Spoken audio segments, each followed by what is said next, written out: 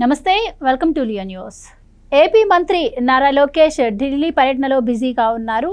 ఇప్పటికే రాష్ట్రానికి కేటాయించిన నిధులపై మంత్రులకు కృతజ్ఞతలు తెలియజేయడంతో పాటు ఇక రాష్ట్రానికి రావాల్సినటువంటి పెట్టుబడుల గురించి కూడా ఆయన చర్చించినట్టు వార్తలు వస్తూ ఉన్నాయి.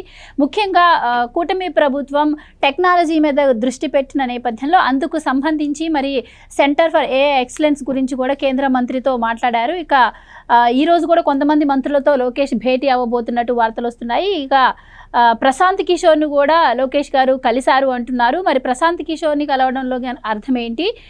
మరి ఇక్కడ చంద్రబాబు గారు ఆశించినట్టు మరి ఆంధ్రప్రదేశ్లో పెట్టుబడుల వెల్లువ మరికొద్ది రోజుల్లోనే జరగబోతుందా? ఎట్లాంటి విషయాలన్నీ కూడా తెలుసుకుందాం. మాతో పాటు ఉన్నారు senior political analyst Adusumalli Srinivas గారు. నమస్కారం సార్. నమస్తే అండి. సార్, ఆంధ్రప్రదేశ్కి కూటమి ప్రభుత్వం అధికారంలోకి వచ్చిన దగ్గర నుంచి కేంద్రం నుంచి అందాల్సిన సహకారం అంతా అందుతోంది. నిన్న మొన్నట్లో మనం చూసాము, రైల్వే శాఖ మంత్రి కూడా రైల్వే శాఖకు చాలా నిధులు కూడా కేటాయించారు. కొన్ని ప్రాజెక్ట్స్ కూడా మొదలవ్వబోతున్నటువంటి పరిస్థితి. సో లోకేష్ గారు ఢిల్లీ వెళ్ళి వాళ్ళ కృతజ్ఞతలు తెలిపారంటున్నారు. ముఖ్యంగా ఏఐ మీద దృష్టి పెట్టారు కాబట్టి దానికి సంబంధించి కూడా నిన్న చర్చలు జరిగాయి. ఇక అక్కడ లోకేష్ గారు బయటకు వచ్చిన తర్వాత మరి మీడియా వాళ్ళు అడిగిన కొన్ని ప్రశ్నలు కూడా లోకేష్ గారు చాలా చమత్కారంగా ఆన్సర్ ఇచ్చిన పరిస్థితి మనం చూసాము. సో ఆంధ్రప్రదేశ్కి వీళ్ళు ఈ విధంగా పెట్టుబడులు తీసుకొస్తుంటే ఇవన్నీ గతంలోనే మేము తీసుకొచ్చాము అని చెప్పడం కావచ్చు. ఇక్కడ వాట్సాప్ గవర్నెన్స్ కూడా ఇప్పుడు ఏ దేశంలోనే లేదు, ఇప్పుడు ఆంధ్రప్రదేశ్లో వచ్చింది. అయితే జగన్మోహన్ రెడ్డి గారే దాన్ని తీసుకొచ్చారని చెప్పి కూడా ప్రచారం చేసుకోవడం ఎలా చూడొచ్చు అంటారు సార్ వీటిని? ఇక్కడ అంటే వాళ్ళు వైసీపీ వాళ్ళు విమర్శలు అని కాదు కానండి, వాళ్ళు ఏం చేస్తారంటే చాలా తప్పుడు ప్రచారాలు చేయటం మొదలు పెడతారు వాళ్ళు. ఎందుకంటే వాళ్ళకి సపోజు మీకు చిన్న ఎగ్జాంపుల్ ఏంటంటే కియా మోటార్స్ ఉందా, ఖచ్చితంగా టీడీపీ హయాంలో చంద్రబాబు నాయుడు గారు ప్రయత్నం మీద చాలా ఆటంకాలు వచ్చినా దాన్ని సాధించుకొచ్చాడు ఆయన. వాళ్ళు సిగ్గు లేకుండా ఏం చెప్పారు తెలుసండి, అసెంబ్లీలోని బుగ్గన రాజేంద్ర రెడ్డి రాజశేఖర రెడ్డి గారు తీసుకొచ్చాడు, ఎప్పుడో లెటర్ రాశాడు వాళ్ళకి అని చెప్తాడు. వాళ్ళ హయాంలో మీకు వైజాగ్లో వోక్స్ వ్యాగన్ భాగవతం చూసాం మనం. వోక్స్ వ్యాగన్ కంపెనీ రావడానికి డబ్బులు తీసుకుని అది ఇది పెద్ద తతంగం అయింది. ఇప్పుడు అంతా పేపర్లలో గట్రా రకరకాల వార్తలు వచ్చినాయి. వాళ్ళు హర్ట్ అయ్యారు. ఏకంగా దాన్ని ఎలా తిప్పారంటే ప్రాంతీయ యాసల మీద దాని మీద ప్రాంతీయ ప్రాబ్లం అన్నట్టుగా ప్రజల సెంటిమెంట్ రేపి దాని నుంచి తప్పించుకున్నారు వాళ్ళు. బొత్స సత్యనారాయణ గారు అన్న మాటల మీద అలాగే ప్రతిదానికి ఏం చెప్తారంటే, ఇప్పుడు టీడీపీ గవర్నమెంట్ ఉన్నప్పుడు ఇదివరకు చంద్రబాబు నాయుడు గారు 95, 2004 మధ్యలో అంతకుముందు ఎలా ఉండేది అంటే 95కు ముందు మనకి మీకు కరెంటు బిల్లు కట్టాలనుకోండి, మీరు నెల రోజులు కరెంటు వాడుకున్నది ఒక ఎత్తు అయితే కరెంటు బిల్లు కట్టడం అనేటువంటి పెద్ద ప్రహసనం, మీకు నరకం. ఆ లైన్లో నిలబడి అది పీకెత్తాడేమో. సాధారణ మీకు లాస్ట్ డేట్ వచ్చేదాకా ఎవరికాడు ఆగుతారు, ఇంకా టైం ఉంది కదా అని ఆగుతారు కదా. ఎప్పుడు వెళ్ళినా క్యూలే కరెంటు బిల్లు. ఆ బిల్లు కట్టించుకునేవాడు మీద గరగట ఆడేసేవాడు. చాలా కష్టంగా కరెంటు బిల్లు కానీ టెలిఫోన్ బిల్లు కానీ ఇది నేను సింపుల్గా బిల్లులు కడతాను. వాటర్ బిల్లు, పంచాయతీ పన్నులు, మున్సిపాలిటీ పన్నులు, ఇవన్నీ. ఇది కాకుండా మీకు ఏదైనా సర్టిఫికేట్ కావాల్సి వచ్చినా ఏం కావాల్సి వచ్చినా ఆఫీసుల చుట్టూ తిరగటం, వాళ్ళు నానా బాధలు పెడతాం, మళ్ళీ వెంటనే దానికి డబ్బులు ఇస్తే పని అవ్వటం, ఒక్కొక్కసారి ఆ ఫైల్స్ అన్నీ తీయాలని 10 రోజులు పడద్దు అంటాం. ఇలాగ చాలా నరకం చూసుకోరు జనం. ఇలాంటి చిన్న చిన్న సర్వీసెస్ ఈ ప్రయత్నంలో ఆయన ఏం చేయడు, ఈ సేవ అని పెట్టాడు చంద్రబాబు గారు. మీకు ఆ టైంలో చంద్రబాబు గారి హయాంలో, ఆ 10 ఏళ్ల హయాంలో ఈ సేవ, రైతు బజార్లు ఈ ప్రజలకు బాగా దగ్గరైనవి. చాలా మీరు అలా చూస్తే ఐ కాంటాక్ట్ లేకపోతే బ్రేక్ వచ్చేస్తుంది మీకు. ఈ సేవ ఒకటి, రైతు బజార్లు ఒకటి మీకు చాలా జనాల్లోకి వెళ్ళిపోయినాయి, జనాలకి ఉపయోగపడినాయి బాగా. మీకు చూడండి, ఈ సేవ వచ్చిన కొత్తలో మీకు ఫోన్ బిల్ కట్టాలన్నా, కరెంట్ బిల్ కట్టాలన్నా, లేకపోతే ఏదైనా సర్టిఫికేట్ తెచ్చుకోవడం ఈజీ అయిపోయింది. తర్వాత దాన్ని ఇంకా రెక్టిఫై చేసి మీ సేవ కింద మార్చాడు కిరణ్ కుమార్ రెడ్డి గారు. తర్వాత కాంగ్రెస్ హయాంలో దాన్ని ఇంకా అడ్వాన్స్ స్టేజ్ తీసుకెళ్లారు. మనకి ఏం కావాల్సి వచ్చినా ఈ సేవ, మీ సేవ కేంద్రాలు, ఆఖరికి మన ఇప్పుడైతే ఆధార్ కార్డు కూడా అందులో తీసేసుకోవచ్చు. ఇలాంటి పరిస్థితుల్లో వీళ్ళు ఇప్పుడు వాట్సాప్ గవర్నెన్స్ అని తీసుకొచ్చారు.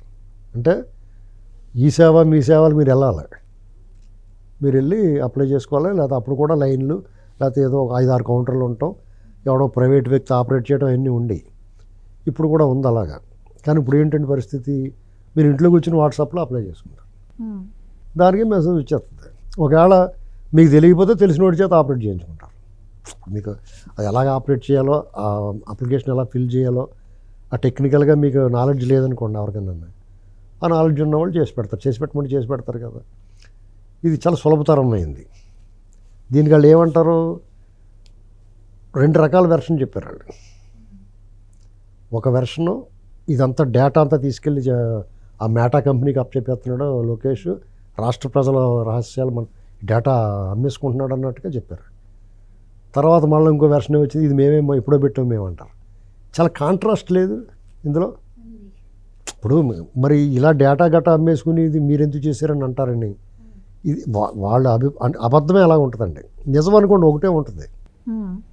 ఈ బోర్డు తెలుపు అంటే తెలిపే ఉంటుంది, లేదా లైట్ గోధుమ రంగు, లేకపోతే లైట్ బ్లాక్, లేకపోతే బ్లూ బ్లాక్, ఇలా రకరకాలు అంటే అయ్యే రకరకాలుగా ఉంటాయి. వైట్ తెల్లటి బోర్డు అనేటువంటిది నిజం, ఆ నిజం ఒకటే ఉంటుంది. మీరు ఇప్పుడు మీ ఆధార్ కార్డు ఎక్కడికి వెళ్ళి మీ ఆధార్ కార్డు ఇవ్వాల్సి వస్తుంది కదా. ఆధార్ కార్డు జిరాక్స్ పెట్టండి, ఆధార్ కార్డు అది ఇవ్వండి, ఆధార్ కార్డు బ్యాంకుల్లో పెట్టాలి, ఎక్కడికి వెళ్ళి మీరు ప్రతి దానికి ఆధార్ కార్డు. హోటల్లో రూమ్ తీసుకోవాలన్నా ఆధార్ కార్డు ఇస్తేనే వాళ్ళు స్కాన్ చేస్తారు, వాళ్ళ దగ్గర రికార్డు అవుద్ది. మీరు ఎక్కడన్నా షాపింగ్ అప్పుడు ఫోన్ నెంబర్ ఇస్తారు, ఇప్పుడు ఆధార్ కార్డు ఇమ్మంటున్నారు. ప్రతిదానికి ఆధార్ కార్డు. మీ ఫోన్ పేలు చేయాలని ఆధార్ కార్డు ఉండాలి కదా. అప్పుడు పోవట్లేదమ్మా సమాచారం బయటికి. ఇక్కడ ఆలోచించాల్సింది ఏంటంటే, ఇప్పుడు మేటా అనే సంస్థ అంతర్జాతీయ సంస్థ, వాళ్ళకు ఒక విశ్వసనీయత ఉంటుంది. ఇది ఏకంగా ప్రభుత్వం ఒక సంస్థతో ఒప్పందం చేసుకుంది. మీకు నాకు ప్రైవేట్ కంపెనీకి ఇచ్చి మీరు కాంట్రాక్ట్ కార్మికుల టైప్ కాదు కదా ఇది. ఆ సేవలు వాళ్ళ ద్వారా, ఆ సంస్థ ద్వారా చేసుకోవడానికి వాళ్ళతో ఒక ఒప్పందం కుదుర్చుకుని వాళ్ళు సర్వీస్ ఇస్తున్నారు. మనకి దానికి తగ్గ పేమెంట్ వాళ్ళు తీసుకుంటారు, ప్రభుత్వం చెల్లిస్తుంది. ప్రజలకు ఎంత ఉపయోగం అనేటువంటి చూడాలి కదా. నువ్వు ప్రతిపక్షం అన్నారు కదా అని చెప్పేసి మీ కూరల్లో ఎంత విషం ఉన్నా కానీ ప్రతి దానికి ఇలా విషం కక్కితే అసలు మీకు విలువే ఉంటుంది. ఇప్పటికే విలువ పోయింది. మీరన్నట్టే ఇక్కడ 2 మాటలు మాట్లాడుతున్నారు. వాట్సాప్ గవర్నెన్స్ జగన్మోహన్ రెడ్డి గారి హయాంలో తీసుకురావాలనుకున్నారు, తీసుకొచ్చారు అని అడగడమే కాకుండా డేటా చోరీకి గురయ్యే ప్రమాదం ఉందని కూడా వాళ్ళే అంటున్నారు. మరి అలాంటప్పుడు ఆయన తీసుకురావాలని ఎలా అనుకుంటారు? ఇంకొకటి, ఇక్కడ గతంలో జగన్మోహన్ రెడ్డి గారి హయాంలో మనం చూసాం, వాలంటీర్లను ఉపయోగించి కూడా డేటా సేకరణ చేసిన అంశం. దానివల్లనే కదా 32,000 మంది అమ్మాయిలు మిస్ అయ్యారని చెప్పి పవన్ కళ్యాణ్ కూడా ఆరోపణలు చేశారు. ఒక గుర్తింపు పొందిన సంస్థ, అంతర్జాతీయ సంస్థ, విశ్వసనీయత ఉన్న సంస్థ హ్యాండిల్ చేసిన దానికి ఒక ఇండివిజువల్ హ్యాండిల్ చేసిన దానికి తేడా లేదండి. వాళ్ళు ఒక ఇండివిజువల్ వెళ్ళి మీ వివరాలన్నీ తీసుకున్నప్పుడు మీ తాలూకు అఫీషియల్గా కొన్ని ఉంటాయి. భార్య, భర్తలు, పిల్లలు ఎంతమంది, మీ భూములు ఎక్కడ ఉన్నాయి, మీ ఫోన్ నెంబర్లు ఏంటి, ఏ బ్యాంకుల అకౌంట్లు ఉన్నాయి, ఇది ఒక రకం.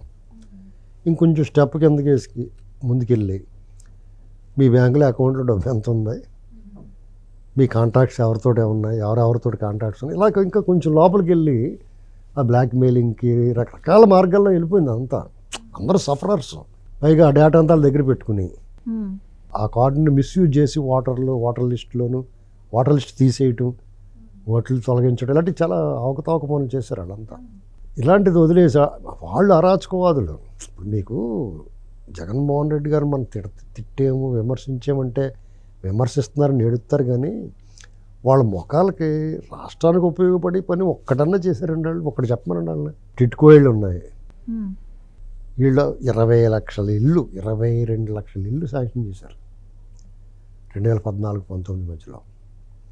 వాళ్ళందరికీ లోన్లు ఇప్పించారు. ప్రభుత్వం కొంత యాడ్ చేసి ఇచ్చింది, కేంద్ర ప్రభుత్వం ఇచ్చింది, రాష్ట్ర ప్రభుత్వం కొంత కలిపి ఇచ్చింది, కొంత లోను. ఆ లోన్ కట్టుకోక వాళ్ళు పాపం సొంత ఇల్లు ఆశపడతారు కదా ఎవడన్నా, మన అద్దె కట్టుకునే బదులు లోన్ కట్టుకుందాంలే, ఓ ఇల్లు శాంక్షన్ అయింది మనకని. ఆ ఇల్లు ఎలా కట్టించారు, గేటెడ్ కమ్యూనిటీలు ఎలాగ ఉంటాయి, టవర్స్ కడుతున్నారు కదా. ఆ గేటెడ్ కమ్యూనిటీలో కట్టినట్టు క్వాలిటీ టైల్స్, గోడలు, నిర్మాణం చాలా నాణ్యమైన నిర్మాణం చేశారు. స్థలం తక్కువ అవ్వచ్చు, అయినా సరే మీరు ఉన్నదానికి ఒక రకమైన ప్రౌడ్గా ఉండేలాగా. ఇల్లు అంటే ఆత్మగౌరవం కదండి. మన ఇంట్లోకి మన బాగుంది ఇల్లు, మంచి ఇంట్లో పడుకున్నాం, ప్రశాంతంగా నిద్రపడుతుంది కదా. అక్కడ పార్కులు, స్కూళ్ళు అన్నీ గేటెడ్ కమ్యూనిటీలు ఎలాగైతే ఉంటాయో అలాగే ఏర్పాటు చేశారు. దాని నిర్మాణం కొంచెం ఖర్చు అవుద్ది. మరి నాణ్యత ఇప్పుడు మేలైనది, నాణ్యమైనది, మన్నికైనది, మంచిది కావాలంటే కొంచెం ధర పెట్టాలి కదా. ఆ ధర పెడితే ఇదిగో మీరు ఇందులో 4,000 స్క్వేర్ ఫీట ఏదన్నా పెద్ద కన్స్ట్రక్షన్ కంపెనీలో కూడా ఇంతే అవుద్ది, ఇలాంటి మాటలు మొదలుపెట్టారు. ఏదో ఒకటి పుల్ల పెట్టడం. వాళ్ళు మాకు ఏదో ఒకటి కావాలరా బాబు, మాకు మంచిలు కావాలరా బాబు అని అనుకుంటే నువ్వు ఎన్ని మాటలు మాట్లాడిన వాళ్ళు వీళ్ళు నేను రాగానే ఆ లోన్ తీసేస్తా అని చెప్పాడు వాళ్ళకి. 22 లక్షల ఇళ్ల లబ్ధిదారులని ఓట్లు మోసం చేసి జేబు కొట్టేసినట్టు ఇతను తిరిగి వీళ్ళు చంద్రబాబు మోసం చేసేడు అంటాడు ఇతను. వాళ్ళందరూ కూడా షాక్ అయిపోయి ఇతను వచ్చిన తర్వాత ఆ ఇళ్ళన్నీ రంగులు వేసేసి రకరకాలు చేసి పిచ్చి మొక్కలు మొలిపించేసాడు. 22 లక్షల ఇళ్లలో 3 వంతులు వేసుకోండి, లేకపోతే 4 వంతులు వేసుకోండి. ఒక వంతు రెడీ టు ఆక్యుపై అంటే రేపో మాపో గృహప్రవేశం చేసేలా తయారు చేశారు. అందులో ఒక వంతు 3 వంతులు పూర్తయి ఉన్నాయి, ఒక వంతు సగం పూర్తయి ఉంది, ఒక వంతు స్ట్రక్చర్ రెడీ అయి ఉంది. అంటే ఇవి వివిధ దశల్లో ఉన్నాయి. వాటిని రెడీ చేసి ఇచ్చేస్తే అతనికి ఏంటంటే నొప్పి ఏంటి అంటే చంద్రబాబు ఇచ్చాడు అని వాళ్ళు మంచి పేరు వచ్చేద్దన్న. చంద్రబాబు ఇచ్చిన రెడీగా ఉన్నాయి, ఆయన ఇచ్చిన మిగతా నువ్వు ఇచ్చావని అనుకుంటారు కదా, నీ రంగులు అలాగే వేసుకుంటావు కదా, నువ్వు అలాగే చెప్పేసుకుంటావు కదా నేనే ఇచ్చానండి. పోనీ ఇంకొంచెం ఇంకో కరెంట్ బల్బ్ ఎక్కువ పెట్టించి నేను పెట్టించానని చెప్పుకో, ఎవరు కాదన్నాడా? అది మీ బాబు విగ్రహం పెట్టించే అక్కడ ఆ కమ్యూనిటీలోని ఇలా చూపిస్తా వాళ్ళ బాబు విగ్రహం పెట్టించడం ఇక ఎవడ తీయలేడు కదా, తీస్తే మళ్ళీ తయారైపోతారు కదా వీళ్ళంతా. అది మీరు చెప్తున్నట్టు ఇట్లా అన్ని పనులు చేయడమే కాకుండా ఏం చేసిన వాళ్ళు నేను చెప్పదలుచుకున్నది ఏంటంటే తెలుగుదేశం వాళ్ళు ఏదైనా కట్టించారంటే దానికేమో వాళ్ళు రంగులు వేసుకునేవారు. 3,000 కోట్లు ఖర్చు పెట్టి రంగులు వేశారు. కోట్లు కాంట్రీని ఉమ్మేస్తే తీసేయమంటే దానికి మళ్ళీ 3,000 కోట్లు ఖర్చు అవుతాయి. 6,000 కోట్ల బడ్జెట్ అది. ఎవడ బాబు సొమ్మది, బుద్ధి లేదా? అందుకనే ఎదవలని తిడతాను నేను వాళ్ళని. ఉరికినే తిట్టమండి, ఎవడ బాబు సొమ్మని కడతారు చేస్తారు, అలాగా తిడితే తిట్టారని నేడుతున్నారు. వాళ్ళు మామూలుగా చెప్తే ఇప్పుడు గేదెని అంటే వెళ్తుందా, కర్రిచ్చి పుడితే కదా దున్నపోతులు వీళ్ళు.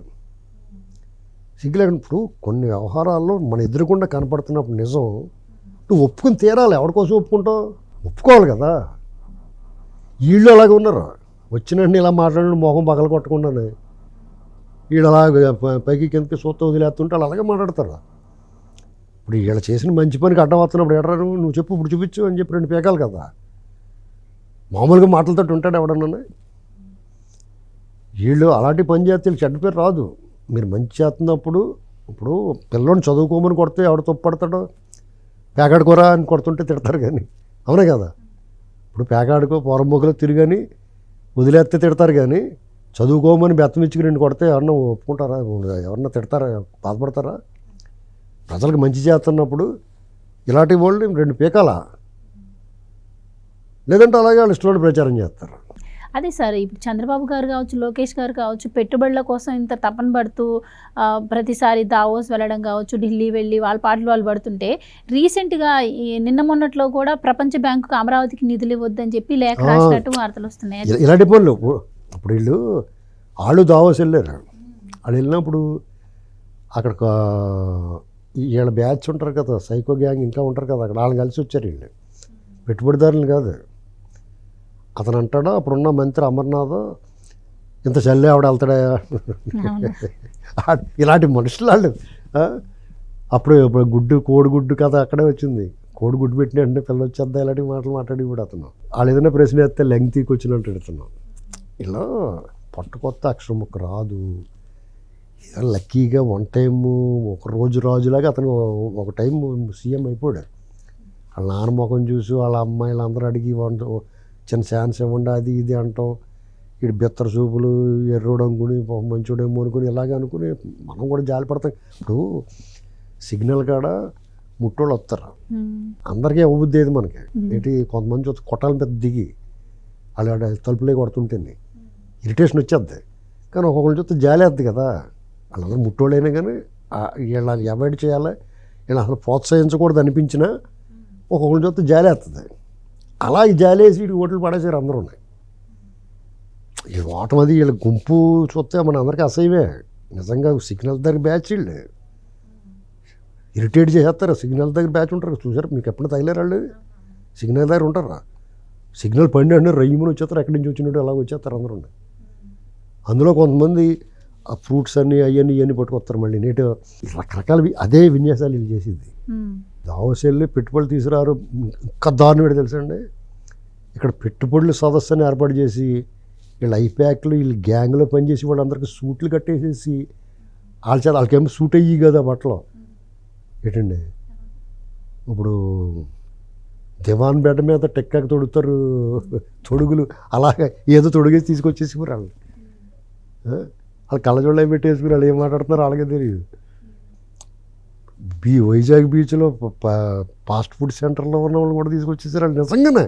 ఇది అంటే సోషల్ మీడియాలో ట్రోలింగ్ అయిందని, ట్రోలింగ్ కాదండి, అది నిజంగా జరిగింది. ఆ చైనా మొక్కలు గట్ట ఉంటారు కదండి కొంతమంది, నేపాల్ వాళ్ళు వీళ్ళు వచ్చి పని చేస్తారు కదా. ఇప్పుడు ఫాస్ట్ ఫుడ్ సెంటర్ దగ్గర వాళ్ళు ఎక్కువ ఉంటారు. ఈస్టర్న్ స్టేట్స్ నుంచి వచ్చి ఫాస్ట్ ఫుడ్స్లో పని చేస్తారు చాలామంది. అటేపు నుంచి వచ్చిన వాళ్ళు హోటల్లో పని చేస్తున్నారు. కొంచెం మొఖాలు ఉన్న వాళ్ళందరినీ తీసుకొచ్చి వాళ్ళకి ఏదో సూట్లు వేసి లేదా అక్కడి నుంచి నిజమేమో జపాన్ నుంచి వచ్చాడేమో అనుకుంటాం మనం. మరి జపాన్ అంటే జపాన్ ఆడు దిగుతాడు. అలాగే తీసుకొచ్చి పచ్చి మోసం. ఎలాంటి వాళ్ళు అండి వీళ్ళు అంతా ఈవెంట్ మేనేజర్లు వాళ్ళు. రాష్ట్రం దానికి పెట్టుబడి తేవాలి, ప్రజలు ఏమనుకుంటారు, మనల్ని నమ్మి ఓటేసారు, ఇదేం అక్కలేదు వాళ్ళకి. మనకి ఎంత వచ్చింది, ఇవాళ ఎంత కొట్టాము, రేపు ఎంత కొట్టాలి, ఎవరిని కొట్టాలి, ఎవడు నోరు మూయించాలి, మళ్ళీ ఎలక్షన్కి ఎలా వెళ్ళాలి, అంతే లెక్క. దానికి కావాల్సిన అబద్ధాలు ఈ పీకే గాడు ఇలాంటప్పుడు వాళ్ళు పాపులర్ అయిపోయి ఇటు దెబ్బకే. ఇప్పుడు లోకేష్ గారు లాంటి కూడా పీకేని కలుపుతున్నాడు. మన కర్మ ఇది. చంద్రబాబు నాయుడు గారు, లోకేష్ గారు, లేకపోతే పవన్ కళ్యాణ్, చంద్రబాబు నాయుడు గారు ఉన్నాడంటే వాళ్ళకి స్ట్రాటజిస్ట్ అవసరం లేదు. ఆయనకున్న ఇమేజ్, ఆయన మీద అభిమానులు, ఆయనకు అభిమానులు ఎలా ఉంటారో, చంద్రబాబు నాయుడు బాగా ఆలోచిస్తాడు రా బాబు అని, అదొక ఇమేజ్ ఆయనకి. వాళ్ళు కూడా ఇలాంటి వాళ్ళు పెట్టుకున్నారంటే కొంచెం ఎంతో కొంత చిన్నతనమే. వీళ్ళ గురించి తప్పట్లేదు. ఇప్పుడు వాళ్ళు పెట్టుకున్నారని వీళ్ళు పెట్టుకోవాల్సి వస్తుంది. ఇప్పుడు ఏం చేస్తారు, పట్టు చీర కొనుక్కుందంటే నాగిలాంటి చీర కొని పెట్టమంటారు కదా, ఆడవాళ్ళు గొడవ చేస్తారు కదా. అలాగే ఈ పార్టీలో కూడా ఆడు పెట్టుకున్నాడు మనం పెట్టుకుందాం అంటారు. మీ ఆఖరి సినిమాలో కూడా చూపిస్తున్నారు అలాగా. పోకిరి సినిమాలోను 2 గ్యాంగ్లు వచ్చి కలుపుతాయి. అందులో ఒక అమ్మాయి ఉంటుంది ప్యాంటు కట్ట వేసుకుని, ఆ రెండో వాళ్ళు అలాంటిదాన్ని మనం పెట్టుకుందాం రా బాబు అంటాడు అక్కడ. అంటే వాళ్ళకి అంటే వాళ్ళు చూడగానే అలాగే అనిపిస్తుంది, మనం వాళ్ళు పెట్టుకుంటే బాగుంటుంది కదా అని. నేను అనివ్వండి తెలకపల్లి రవి అలాంటి వాళ్ళు అందరూ టీడీపీని ఉత్తుకుని విమర్శిస్తుంటే టీడీపీ వాళ్ళకి సలహా ఇచ్చివ్వండి, మీరు కూడా పెట్టుకోండి అలాంటి వాళ్ళని. మీకు తప్పకి వెళ్ళకండి.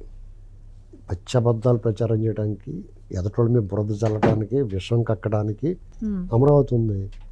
అక్కడ ప్రపంచ బ్యాంకు లెటర్లే రాస్తున్నారు, మాకు లోన్లు ఇవ్వద్దండి, లేదా గ్రీన్ ట్రిబ్యునల్ వేస్తారు. వాళ్ళందరినీ టీకని పిలిచి టీ తాగుతాం రెండు టీ పార్టీకి పిలిచి గదిలో తీసుకెళ్ళి ఎరగొట్టేయాలి వాళ్ళందరూ. మళ్ళీ శుభ్రంగా పౌడర్ రాసి పంపేయాలి బయటికి. ఎప్పటికీ చెప్పుకోలేరు వాళ్ళే. ఆ పని చేయరు వీళ్ళు. దానికి ఒక టీం పెట్టుకోవాలి. టీ పార్టీకి రమ్మంటున్నాను కానీ వాడికి ఉచ్చపడిపోయి ఇంక మీరు రావడం బాబు ఏం అన్నవండి అని చెప్పాలి. ఆ పని చేయాలి. పైకి చెప్పుకోమని లోపల వెళ్ళకరా బాబు టీ పార్టీ కట్టాలని పిలుస్తారా వెళ్ళకుండా, వాళ్ళు టీ ఎవర్రా బాబు కుమ్మేస్తున్నారు లోపల అని చెప్పుకుంటారు కదా కొన్నాళ్ళు పోయిన తర్వాత. ఆ పని చేయమని నేను రిక్వెస్ట్ చేస్తున్నాను. థ్యాంక్ యూ సో మచ్ అండి. Please subscribe to Leo news for more videos.